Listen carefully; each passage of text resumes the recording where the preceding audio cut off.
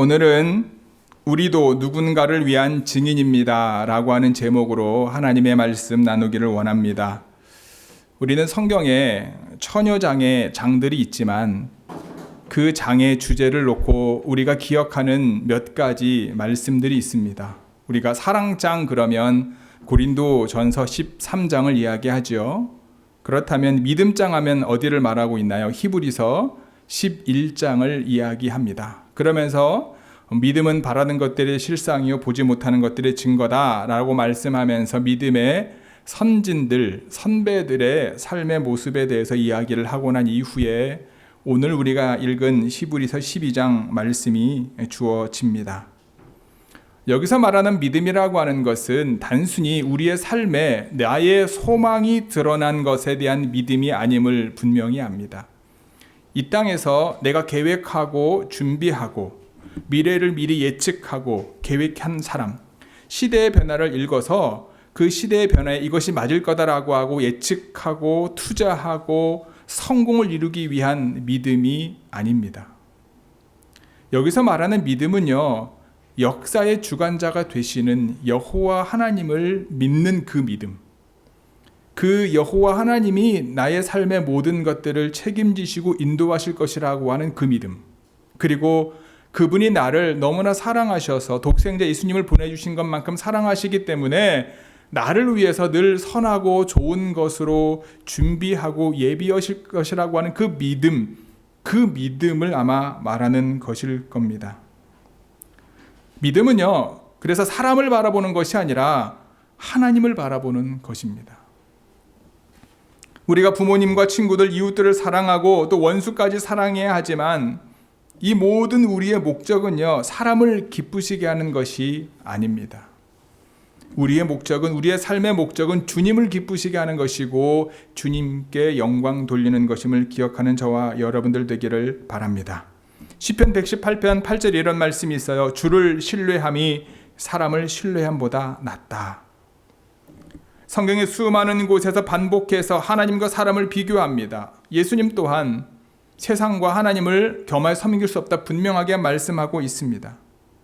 믿음은 다시 한번 말씀을 드리지만 사람을 기쁘게 하려는 것이 아니라 먼저 하나님을 기쁘시게 하는 것임을 잊지 마시기 바랍니다. 믿음은 사람들의 칭찬이 아니라 먼저 하나님의 칭찬을 구하는 거예요. 믿음은 사람의 도움을 바라고 신뢰하는 것이 아니라 오직 주님을 믿고 그분을 신뢰하고 그분이 인도하심 가운데 나아가는 것임을 기억하는 저와 여러분들 되기를 주님의 이름으로 간절히 축복합니다.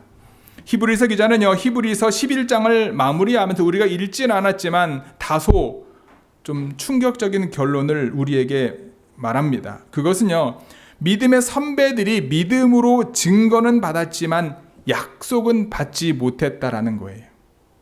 믿음은 바라는 것들의 실상이오로 시작하여서 정말로 이스라엘 사람들이 믿음의 조상이라고 여겼던 아브라함, 노아, 모세, 또한 이름도 모르는 정말로 세상에 감당치 못할 믿음을 가졌던 사람들을 쫙 열거하면서 믿음에 대해서 이야기하고 난 다음에 마지막에 뭐라고 말합니까? 그들은 믿음으로 증거는 받았지만 약속을 받지 못했다라고 히브리서 기자는 말합니다.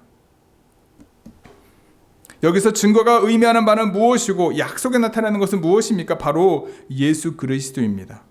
메시아 되신 예수 그리스도가 오실 것에 대한 증거는 구약을 통해 선지자들을 통해서 믿음의 선배들이 받았지만 그들은 예수 그리스도를 통해서 이루신 하나님의 구원 약속의 성취는 체험하지 못했다.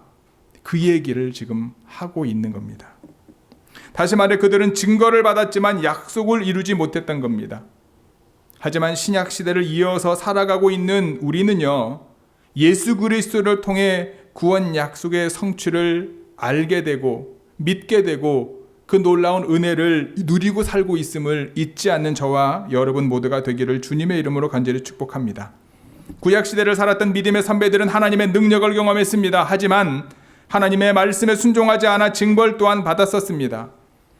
우리는 예수 그리스도를 통한 모든 죄에 대한 용서를 받았어요. 하나님의 구원 역사는 예수 그리스도를 통해 완성되었습니다.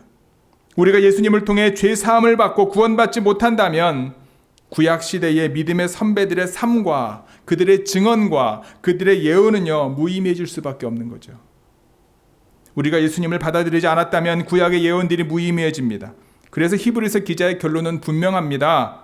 우리가 예수님을 믿고 성령을 받지 못하면 구약 시대의 믿음의 선배들의 삶과 증언 그리고 그들의 증거가 결코 빛을 발할 수 없다.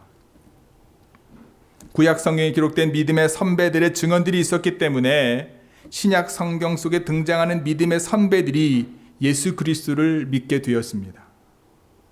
그들을 통해 드러난 예수 그리스도를 통해 하나님의 구원 역사가 오늘날 저와 여러분에게까지 오게 되었다라고 하는 사실입니다. 이제 우리의 삶이, 이제 여러분과 저의 삶이 히브리서가 기록되어질 당시에 구름같이 허다한 증인들을 이야기했지만 이제 우리의 삶이 우리 다음 세대에게 구름같이 허다한 증인들이라고 고백되어질 수 있는 그 자리에 들어가야 되는 줄 믿습니다. 믿음의 다음 세대가 우리의 증언을 통해 예수 그리스도를 통해 이루신 하나님의 구원 역사를 경험할 수 있는 놀라운 일이 우리의 삶 가운데 그리고 좋은 교회를 통해 일어나게 되길 주님의 이름으로 간절히 축복합니다. 우리가 누군가를 위한 구름같이 허다한 증인들이 되려면 어떻게 해야 될까요? 첫 번째는요, 모든 무거운 것과 얽매이기 쉬운 죄를 벗어버려야 합니다. 증인이란 말은요, 헬라어로 마르투스입니다. 마르투스. 여기서 이것을 영어로 하면요, 순교자, martyr이라고 하는 걸로 이제 그 말의 어원이 됩니다. 즉, 증인이라고 하는 것은요, 단순히 그냥 그것을 본 것만을 말하는 것이 아니라 본 것을 낱낱이 보고하는, 삶을 통해 보고하는 것까지 포함하고 있다는 거예요. 팬데믹 기간을 우리가 거치면서 여러분, 좋은 교회도 여러 가지 많은 일들이 있었지 않습니까? 그럼에도 불구하고 우리 성도님들이 이제 고백하는 내용들은 내가 아무개 권사 때문에 은혜 받아, 내가 아무개 집사 때문에 내가 힘을 얻어, 내가 힘들지만 아무개 성도 때문에 내가 다시 한번 믿음으로 일어설 수 있어. 그런 얘기들을 저 앞에서는 잘 안 하고요. 어쨌든 그런 얘기를 한다는 얘기를 제가 여기저기서 들어요. 너무나 귀하죠. 힘들고 어려운 중에 교회를 섬기고 성도를 섬기고 믿음을 지키는 서로의 모습을 보면서 너무나 귀한 주의 은혜와 사랑을 경험하는 것이지 않습니까? 어찌 보면요, 이와 같은 우리의 삶의 모습이 예수 그리스도를 통해서 주님도 아시는 거예요. 믿음의 선배들이 하나님께 낱낱이 보고를 한다는 사실, 또 예수님께서 우리를 아시고 힘들고 어려운 중에 믿음을 지키고 하나님이 허락하신 자리를 지키는 것이 참 쉽지 않았음을 아시는 그 놀라운 것, 그것이 증인으로서의 삶의 모습일 수 있다는 거예요. 1960년 로마에서 열린 제17회 올림픽 대회에서요, 유명한 사람이 등장합니다. 아베베라고 하는 사람입니다. 아베베. 혹시 기억하시나요? 아베베? 에티오피아의 마라톤 선수입니다. 이 사람이 등장하면서 유명해진 이유는 다른 것이 아닙니다. 이 아베베라고 하는 이제 에티오피아 마라톤 선수가요, 여러분, 왜 유명해졌을까요? 네, 맨발로 42.195km를 뛰었기 때문에 유명해졌습니다. 가능할 거라고 생각하십니까, 여러분? 맨발로 42.195를 뛰어서 우승을 해서 맨발의 왕자다라고 별명을 얻게 됩니다. 최고안에 여러분 요즘 이제 마라톤 선수들도 쓰는 입고 있는 옷도 그렇고요, 신는 신발도 그렇고요, 최고의 과학을 집약적으로 기술을 넣어서 몸이 충격을 덜 받고 피로를 덜 느낄 정도로 그렇게 최고의 과학적인 집약하에서 만들어진 신발들이 마라토너들이 신는 신발들인데, 비록 이때가 1960년이 그렇게까지는 아니라 할지라도 신발을 신지 않고 42.195를 뛰고 우승을 했다라는 거예요.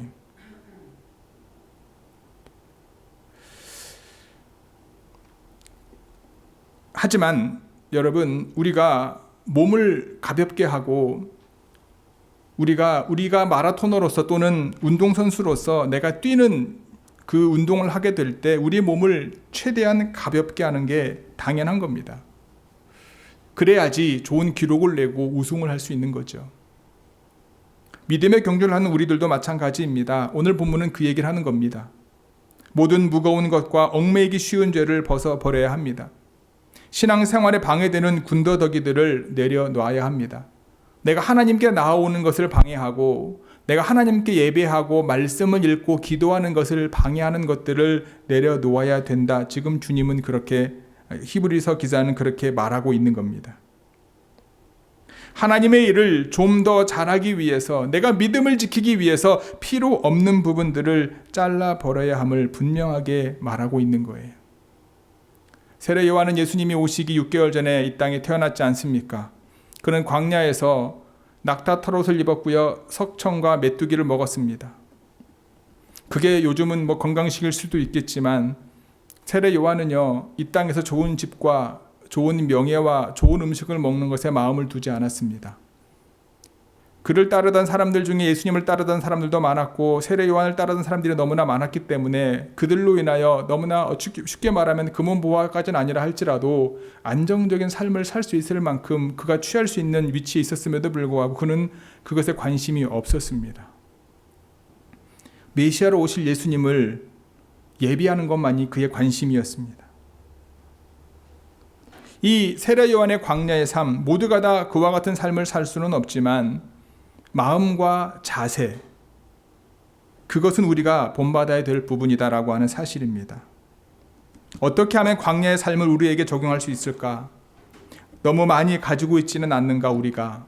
너무 많은 일들을 벌려놓고 있지 않는가? 그걸 수습하느라 하나님이 주신 열정과 에너지를 엉뚱한 데 쓰고 있지는 않은가? 그렇게 필요한 것도 아니면서 세일이라 하면 열심히 사서 놓고 쌓아놓고 있지는 않은가? 나의 삶과 가정과 내가 계획하고 있는 것에 대한 것들은 되게 중요하고 그것에 대해서 되게 집중해가지고 우리가 계획하고 있는데 하나님의 나라와 하나님의 의, 하나님의 믿음의 공동체가 어떻게 세워지고 어떻게 되어지는 것에는 관심이 혹시 없진 않은가? 베푸신 은혜에 감격하는 사람들은요, 자신의 만족만을 위해 사는 사람들과는 분명히 다른 모습을 보여주어야 합니다. 과소비를 줄이고 믿음 생활에 지장을 줄 정도의 지나친 취미 생활을 피하고 주님께서 주신 시간과 물질을 가지고 어떻게 주님을 기쁘시게 하는 것인지 살펴보아야 되는 거지요. 그것을 위해서 필요한 게 바로 희생과 결단과 순종이다라고 하는 사실입니다. 구름같이 허다한 증인들이 되기 위해서 그와 같은 것들을 버려야 된다라고 오늘 히브리서 기자는 우리에게 말하고 있습니다. 하나님께서 시내산에서 이스라엘 백성들에게 율법을 주신 이유가 무엇입니까? 가나안 땅에 들어가거든 이방인들을 본받지 말고 하나님의 말씀대로 살면서 복을 받아라, 이거잖아요. 믿음의 경주를 제대로 하는 비결을 그들에게 알려준 거지 않습니까? 애굽에서 종살이할 때 가졌던 사고방식과 삶의 패턴을 버려야 됩니다. 그들이 가지고 있었던 노예 근성으로 하나님 백성답게 살 수 없었기 때문에 조금 형편이 좋아지면 만족하다가 조금 힘들면 불평하고 원망하는 모습을 이스라엘은 얼마나 많이 보여주었습니까? 출애굽 세대는요, 광야 여정을 하는 동안 많이 죽었습니다. 왜 그랬습니까? 먹을 양식이 없어서 죽었습니까? 마실 물이 없어서 죽었습니까? 아니면은 대적들이 너무 강해서 싸우다가 죽었습니까? 아니잖아요. 하나님의 말씀대로 순종하지 않았기 때문에 그들은 40년 동안 광야에서 죽게 되지 않습니까? 광야 40년은 좋지 않은 과거의 끈을 끊고 약속의 땅에 들어갈 준비를 하는 연단의 기간이었는데 그들은 그 훈련 받기를 싫어했고 자신의 불평과 불만만 내려놓게 되었지 않습니까? 히브리서 기자는 무거운 것을 벗어버리라. 우리 마음속에 집착하고 있는 내 본능과 욕망과 욕심을 내려놓아야 될 것에 대해서 분명히 말합니다. 우리를 하나님과 멀어지게 하는 우리를 하나님과 멀어지게 하는 짐과 같은 것, 우리 안에 불신앙을 불러일으키는 죄와 같은 것을 벗어버리지 않으면 믿음의 경주를 할 수 없다라고 분명하게 말하고 있는 거예요. 미련과 집착과 욕심 때문에 벗어버릴 것을 벗어버리지 못하고 믿음의 경주를 하는 분들이 얼마나 많습니까? 예수님의 은혜를 경험을 했고 하나님의 은혜를 내가 알고 그 은혜 가운데 살기를 원하지만 그것 말고 다른 더 많은 것들이 우리의 생각과 우리의 마음과 우리의 삶 가운데 오게 되고 그것 때문에 때로는 넘어진 우리의 모습에 마귀는 유혹을 하고 하나님과 점점 멀어지게 하는 그 경주에서 탈선하게 만드는 우리의 모습을 발견할 때가 얼마나 많습니까? 좋은 교회 성도 여러분, 우리 각자에게 주신 믿음의 경주를 방해하는 것들을 벗어버리고요. 누군가를 위한 예수님의 증인으로 살아가는 좋은 교회 모든 성도 여러분들이 되기를 주님의 이름으로 축복합니다. 우리가 누군가를 위한 구름과 처단 증인들이 되려면 두 번째로요, 인내로서 우리 앞에 당한 경주를 해야 합니다. 인내로서 우리 앞에 당한 경주를 해야 합니다. 달리는 선수가 오르막이 힘들다고, 땀이 난다고 천천히 걷거나 달리기를 포기한다면 어떨까요? 아무리 힘들어도 인내함으로 목표를 향하여 달려가듯이 믿음의 경주를 하는 성도 역시 인내가 필요합니다. 왜냐하면 경주 중에는요, 많은 환난과 어려움과 핍박과 조롱과 시련이 기다리고 있기 때문에 그렇습니다.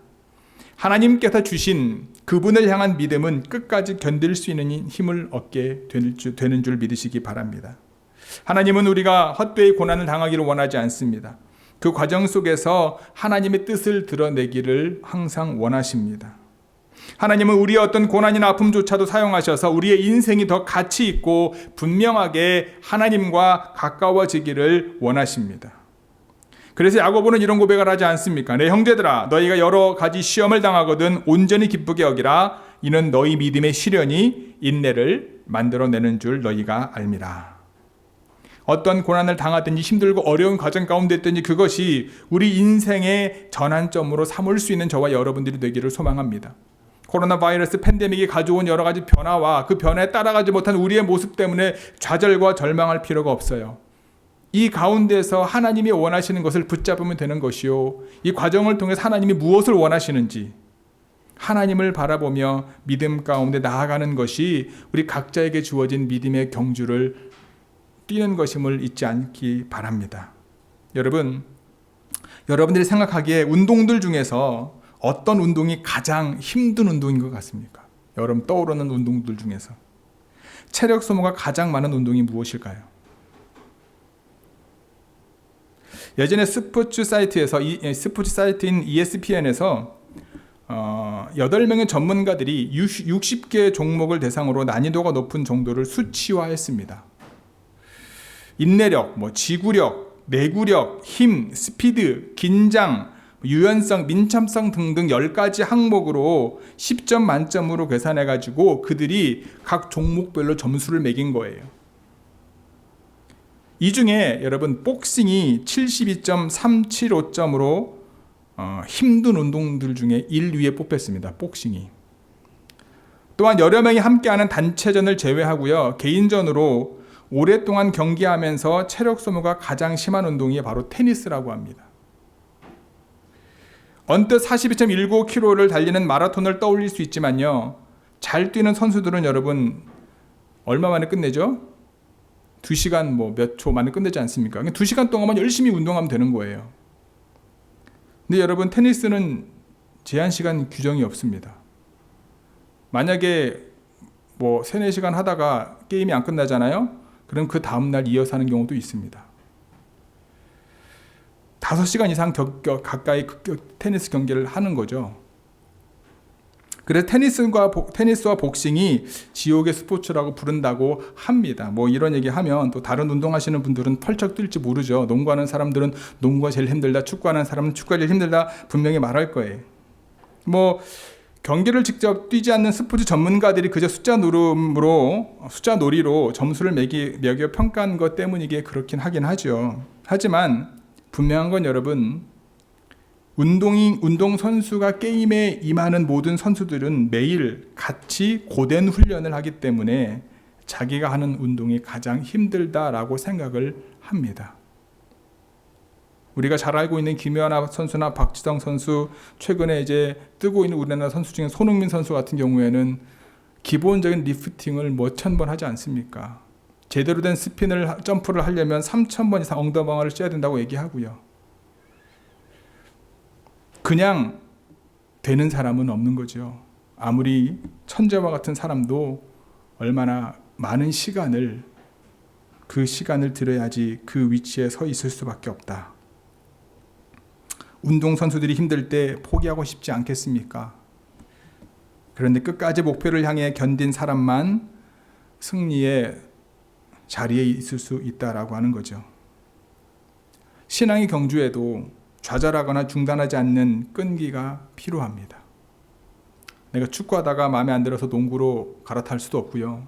그런 분이 있긴 하죠. 마이클 조단이 그쵸? 농구하다가 은퇴하고 야구하다가 골프하다가 다시 농구하고 은퇴했던 것 같은데 그 한 사람 봤어요. 다른 사람 못 봤고요. 그런 사람들이 있긴 하지만 본인에게 주어진 운동을 하고 내려놓고 다른 일을 하는 사람들은 있지만 운동을 바꾸는 사람들은 많지 않죠.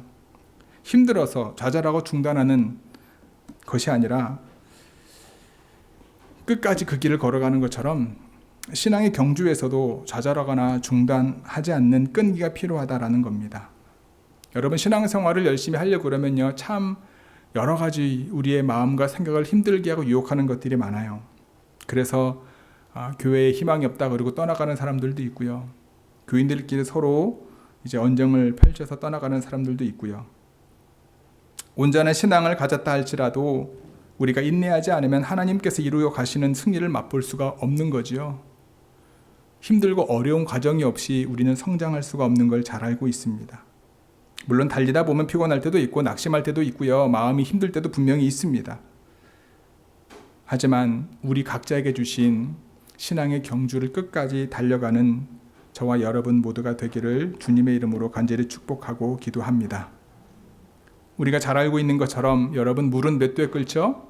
100도에 끓습니다. 재미있는 건요 99도에 안 끓어요. 100도가 돼야 끓습니다.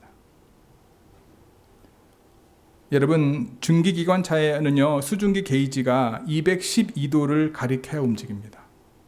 211도까지 움직이지 않아요. 212도가 돼야지 움직입니다. 고작 1도 차이일 뿐인데 말이죠. 그 마지막 1%가 성패를 좌우하는 경우가 많다라는 거예요. 시험도 마찬가지잖아요, 여러분. 1점 차이로 떨어지는 경우도 있고 붙는 경우도 있고 그렇죠? 1점 차이로 붙으면 감사하겠지만 1점 차이로 떨어지는 경우도 있지 않습니까? 우리가 신앙생활하면서 그럴 때가 있는 것 같아요. 하나님 앞에서라든가 사람들과의 관계 속에서 믿음 안에서 내 마음을 힘들게 하는 상황 가운데서 여러분 한 걸음 더 주님께 나아갈 수 있는 고백과 결단이 저와 여러분들 가운데 있기를 간절히 축복합니다. 인내로서 그 길을, 인내로서 그 선택을 해야 되는 거죠.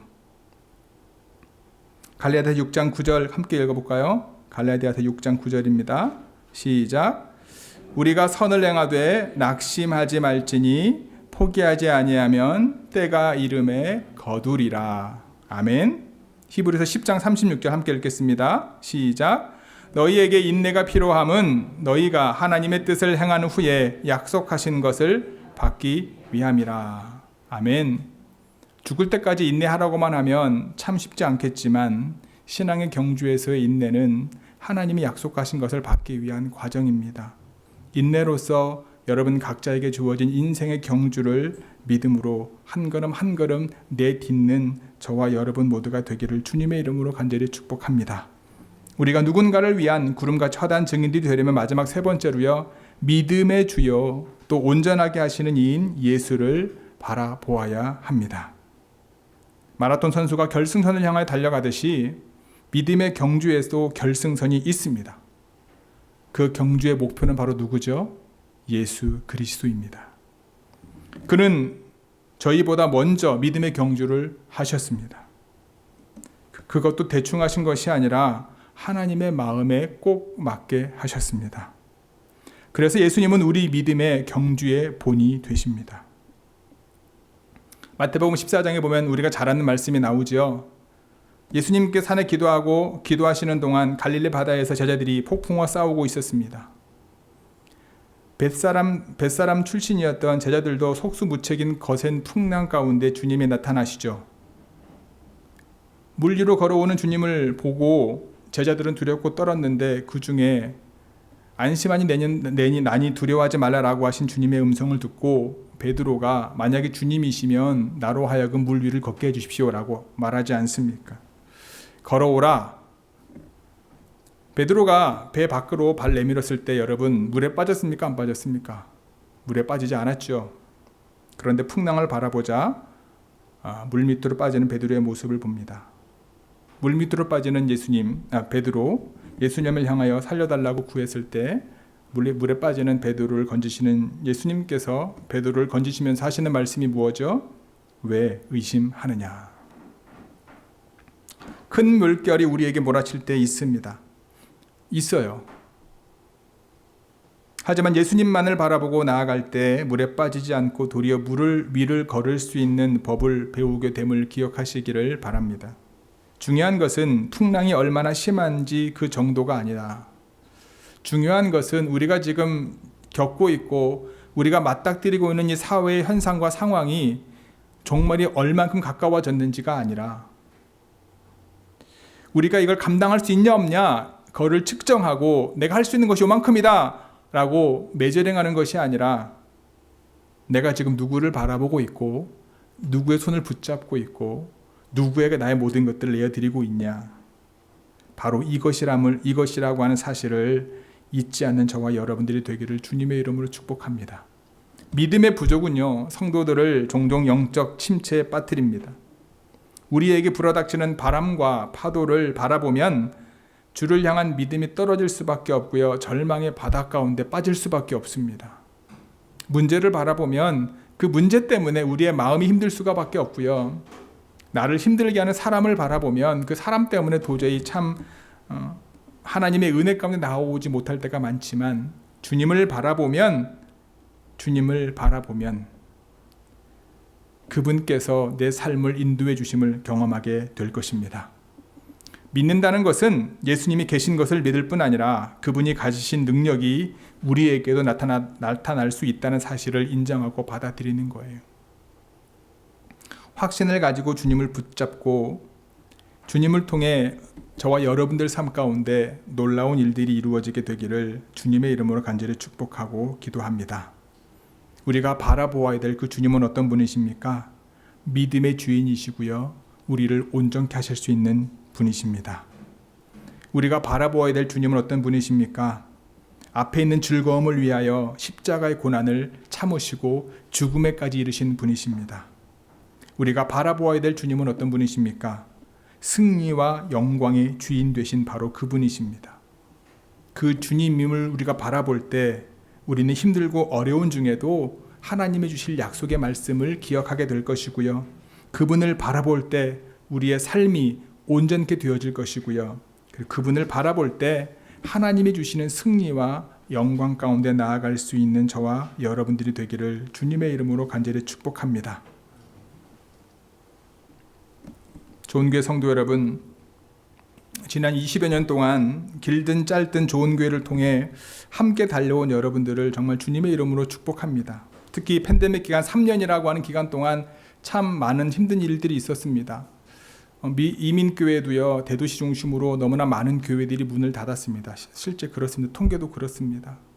그럼에도 불구하고 팬데믹 기간 동안에 여러분들의 믿음을 지키고 교회 안에 하나님이 원하시는 거룩함을 지켜 함께 달려온 여러분들을 정말 사랑하고 격려하고 축복합니다. 달리면서 우리가 바라보아야 될 것 다시 한번 점검했으면 좋겠어요.